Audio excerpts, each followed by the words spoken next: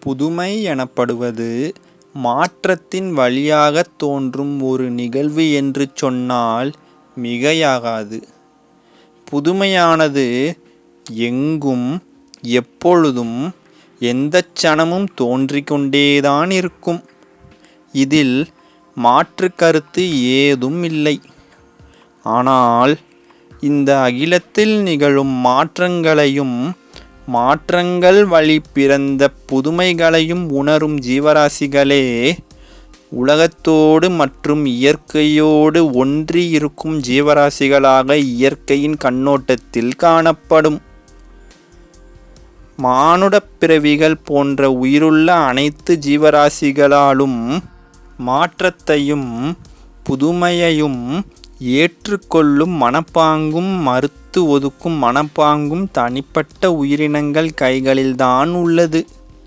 நன்மை தரக்கூடிய புதுமைகளை ஏற்று நடக்கும் ஜீவராசிகளாலேயே தங்களது வளர்ச்சிகளையும் மனமாற கண்குளிர காண முடியும். ஒரு உயிராகப்பட்டது தனது ஒவ்வொரு நாட்களிலும் வளர்ச்சிகளையும் புதுமைகளையும் அடைந்தே தீரும். காலம்தான் ஒவ்வொரு நாளும் ஒரு நேரத்திலும் ஒவ்வொரு நொடிகளுக்கும் நகர்ந்து கொண்டே இருக்கிறது. ஒவ்வொரு வினாடிகளையும் கடக்கும் காலம்தான் மாற்றத்தை கொண்டு வந்து சேர்த்து புதுமையை தீர்மானிக்கிறது. ஆக காலத்தோடு ஒன்றுபட்டு காலம் கற்றுக் கொடுக்கும் பாடத்தை ஸ்ரீகரித்து இயற்கையின் வழி நடந்து செல்வதே நல்பாதையை காட்டும். ஒவ்வொரு உயிரினங்களின் தீர்மானங்கள் கூட புதுமை மற்றும் மாற்றங்களை ஒட்டியே மேற்கொள்ளப்படுகின்றன. நன்மை தரக்கூடிய புதுமைகள் மற்றும் மாற்றங்களுக்கு ஏற்ற தீர்மானங்களை மேற்கொண்டால் நன்மை விளையும். புதுமை மற்றும் மாற்றங்கள் நன்மை தரக்கூடிய ஒன்றாக இல்லாமல் இருந்தால் பிறகு இதனை வைத்து எடுக்கப்படும் முடிவுகளும் தீர்மானங்களும் வீணான ஒன்றாக கருதப்படும்.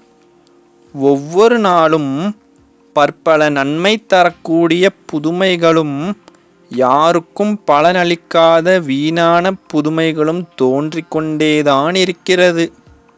ஆனால் அனைத்து உயிருள்ள ஜீவராசிகளும் தனது செயல்களுக்கும் மனதிற்கும் நன்மை தரக்கூடிய புதுமைகளை ஸ்ரீகரிப்பதே உத்தம காரியமாகும்.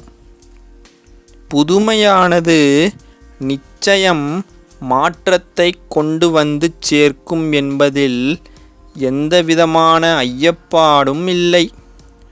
ஒவ்வொரு உயிரினங்களும் புதுமையை விரும்பியதாலேயே ஒவ்வொரு சணமும் மாற்றத்தை எதிர்பார்த்து நகர்ந்து கொண்டே இருக்கின்றன.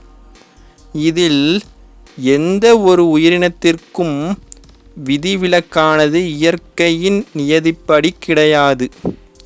என்றைக்கும் இளமையுடன் இருக்க ஆசைப்படும் மனமே புதுமைகளையும் புதுமை வழி தோன்றும் மாற்றங்களையும் காண்பதற்கு விருப்பப்படும். புதுமைகளுக்கும் மாற்றங்களுக்கும் விருப்பம் கொள்ளாத மனம் நிச்சயம் உடலளவில் வயது மூப்பு அடைந்திருக்கும். இளமை வயதில் இருந்தும் கூட ஒருவருக்கு புதுமைகள் மேலும் மாற்றங்கள் மேலும் நாட்டம் இல்லாமல் இருக்கிறது என்றால் எதிலும் ஆசையில்லாமல் மனதளவில் வயது மூப்பு அடைந்து விட்டார் என்று அர்த்தம். இதை போன்ற மனதிற்கு இளமையான வயது இருந்தும் பயனில்லை. என்றென்றும் புதுமையை விரும்புவதே நல்லதாகும். இதுவே எப்பொழுதும் நன்மையை கொண்டு வந்து சேர்க்கும். புதுமையையும் இனிமையான மாற்றத்தையும் விரும்பாத மனதையுடைய நபர் நிச்சயம் முயற்சிக்க மாட்டார். இவ்வாறு இருப்பது தவறாகும். இந்த பிரபஞ்சமே ஒரு வியக்கத்தக்க ஒன்று. வியப்பின் உச்சத்தில் இருக்கும் இந்த பிரபஞ்சத்தில் உயிர் பெற்று வாழ்ந்து கொண்டிருக்கும் ஒவ்வொரு ஜீவராசிகளும் ஒருமுறை உயிர்த்தெழுந்து வாழ்க்கையை வாழ்ந்து முடித்துவிட்டு இயற்கை எய்கின்றன.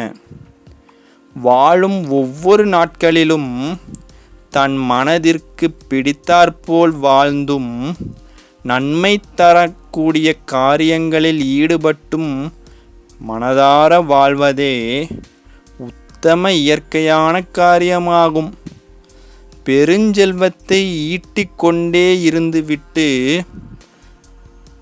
தனக்கென்று அனுபவித்து வாழும் வாழ்க்கைக்கும் நேரத்திற்கும் நீண்ட நாட்கள் நிலைத்து நிற்கச் செய்யும் ஆரோக்கியத்திற்கும் முக்கியத்துவம் கொடுக்காமல் இருந்தால் ஈட்டின பெருஞ்செல்வமும் வீணானதாக மாறிவிடும்.